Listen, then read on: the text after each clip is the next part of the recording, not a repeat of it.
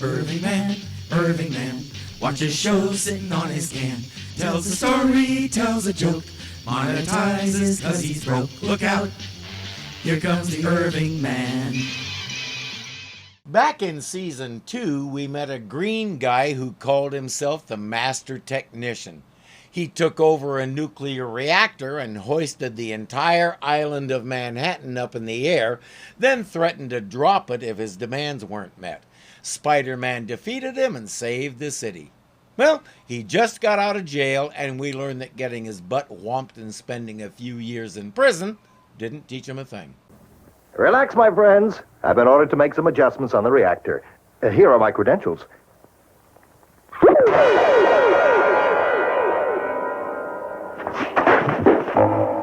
That should keep him asleep for a few hours.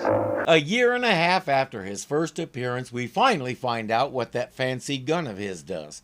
The sign says this is an experimental nuclear reactor, and protecting it requires a whole 2 guards, both in the same place. He wanders in and takes over the controls. I've knocked out the guards and sealed the entrance. New York's only experimental nuclear reactor is mine. Fools! They thought a few years in jail would soften me. This time, no one will stop me. Okay, we have the scenario. What's he going to do this time? There's only one person in the city who can stop me. Spider-Man. I must get him out of the city. And that will be easy enough. He's patrolling lower Manhattan now. I've sent my robot car out there. Once Spider-Man comes in range of the car, he'll trigger off the car's detectors. The car's microphone will go on, and the car will send him on a wild goose chase far away from Manhattan, and then nothing will stop me. We'll learn very quickly that the main thing he does is talk. Spider-Man is cruising around thinking everything is peaceful when he suddenly sees a car racing through the city streets at crazy speeds. Help! Help! Spider-Man! I'm being kidnapped! Help! That car. They're kidnapping someone. Don't know how many there are inside, but got to save him. He's a lot higher up than we are, so he can't see that there's nobody in the car. It leads him on a high-speed chase across one of the bridges and out of the city.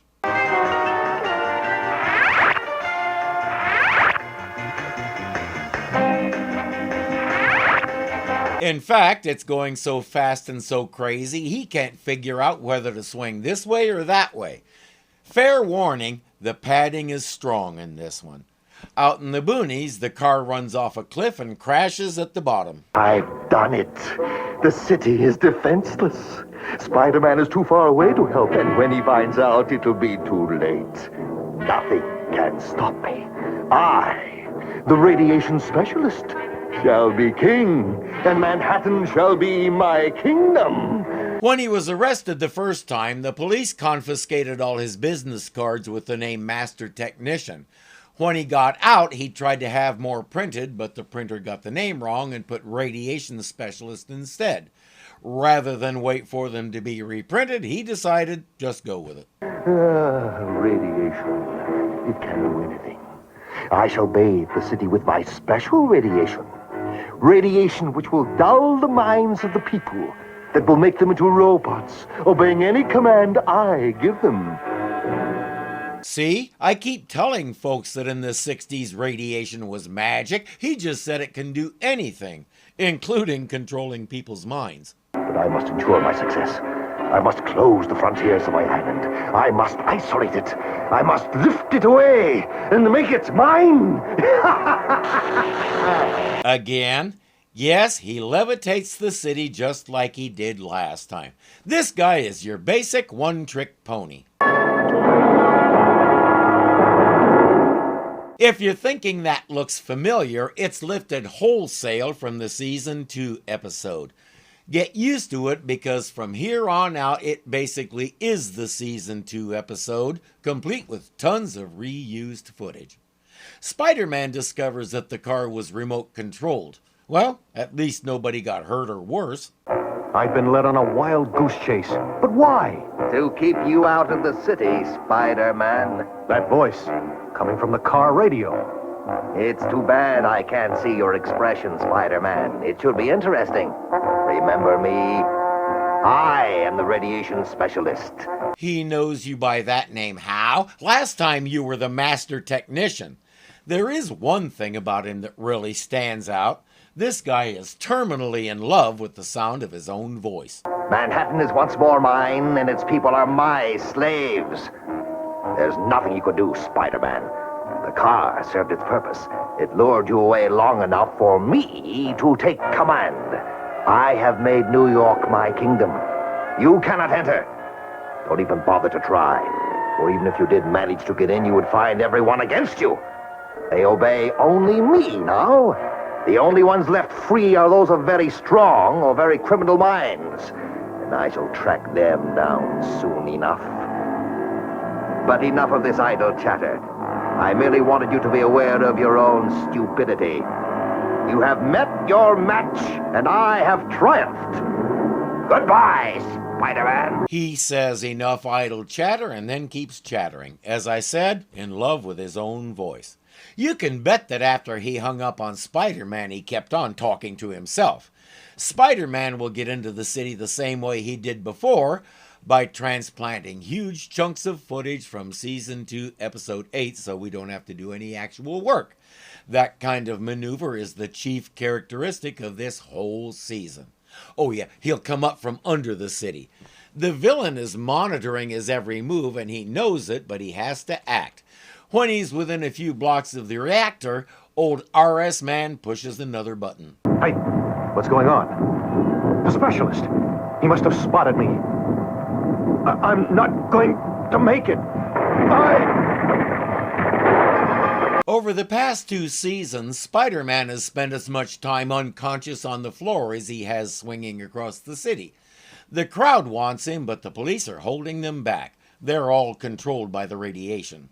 Why do you want us to save him, Captain Stacy? Maybe we ought to let the mob finish him. The specialist will anyway. We'll let the specialist decide what to do with him. Maybe he'll want to question him. I've got to save him. It's the only chance the city has. The mob, my men, they're like robots. Just like they obey the specialist, they'll obey me. I'm the only one not enslaved, the only one left free. Well, maybe not all of them. RS did say that strong minds wouldn't be affected, so now we know why he's the captain and those other guys aren't. His ruse is working. They'll take Spider-Man into custody and take him to the prison infirmary. I agree with Captain Stacy. When he awakes, we can question him. Yes, a brilliant idea. We can best serve the specialist by getting information out of Spider-Man. So long as he's locked up, he won't give us any trouble. Why don't you men go home? Once I get rid of them, I might be able to help Spider-Man. George Stacy was Gwen Stacy's father and a retired police captain. He took a special interest in Peter Parker. Gee, I wonder why, just because his daughter was in love with the dude.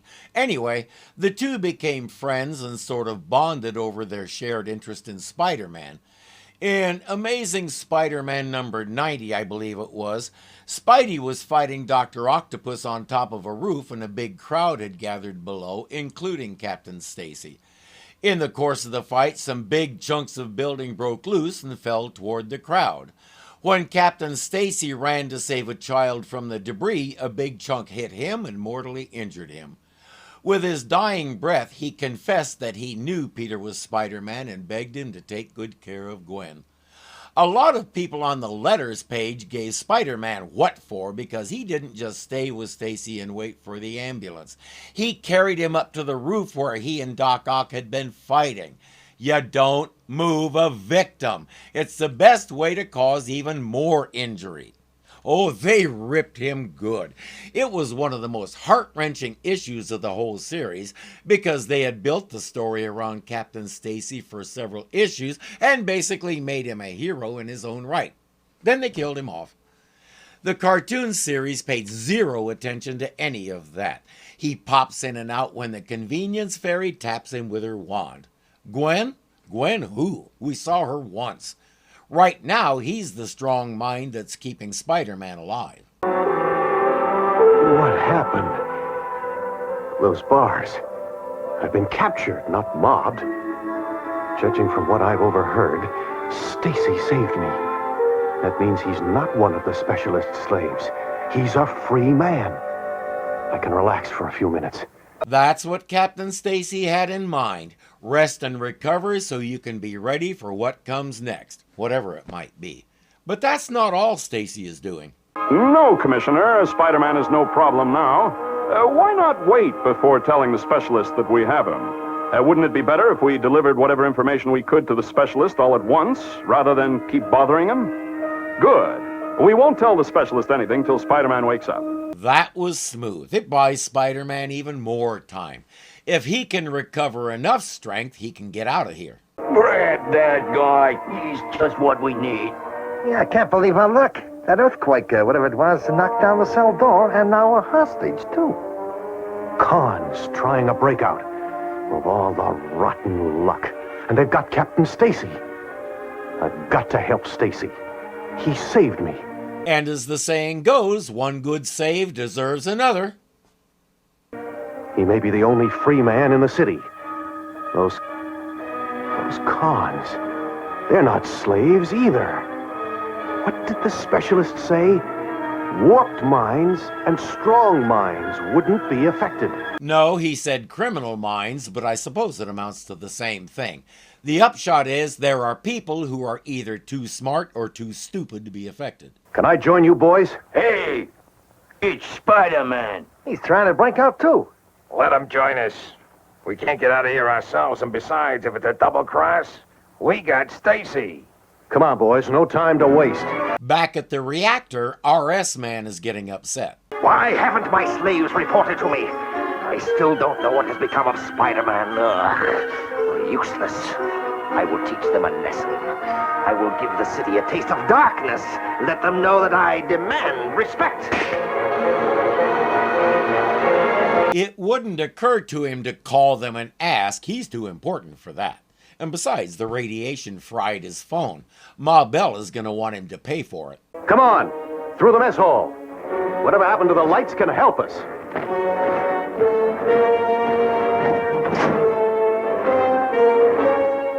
Quickly, over here. Cross the yard. Go two at a time. Keep Stacy in front. They start crossing 2 by 2, and he starts picking them off 2 by 2. Now! They've been in darkness long enough.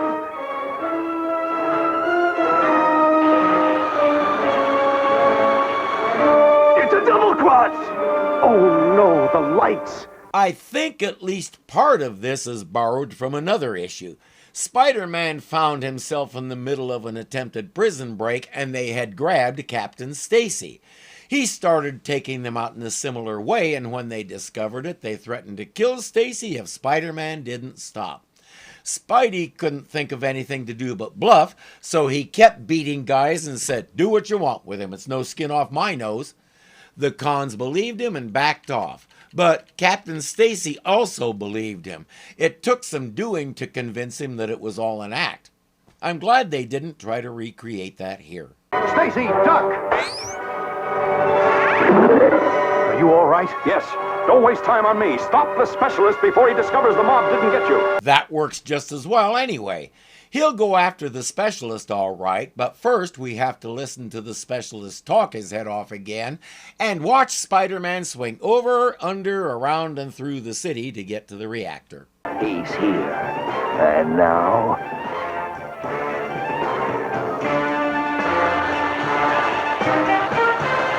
Something's going on. My spider sense is tingling. I don't like this.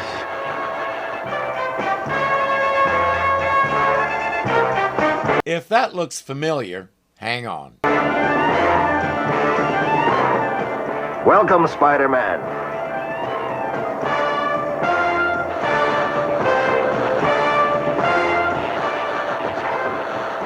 Getting weak. Can't hold on. I am not exaggerating. This and what follows is lifted in a single piece from the other episode. You might have noticed that the specialist's voice changed. That's because it's the voice from Season 2, not the one from Season 3. We have a little footage shoehorned in, so this guy is taking over Spider-Man's will instead of whatever he was doing before. But overall, it's the same footage. That includes Green Guy accidentally shooting the controls, Spider-Man webbing him up and bringing the city down gently.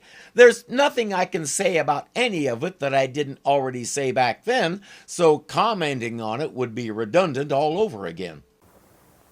Whew. Whatever goes up must come down. That's our clever closing line. Lazy doesn't begin to describe this. Ralph Bakshi was a big name in animation, and when he took over the series, people were excited to see what he brought to it. He brought an entire team that just didn't give a else. Do the minimum necessary to get it done and get paid. The real focus is on our other projects, and we really didn't want this one. And it got worse as we went along. Season 2 was a conglomeration of green villains that we had never heard of, and Season 3 has been a lesson in recycling. There are 2 episodes left in the series, and frankly, I expect them to be just like this one. Spider-Man was already a popular, iconic character when these were made. He deserved better.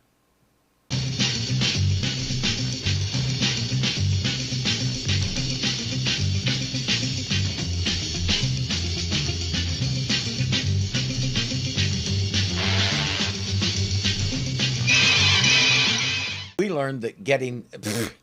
you little turd. He knows you by and they had in the middle of good grief. If he can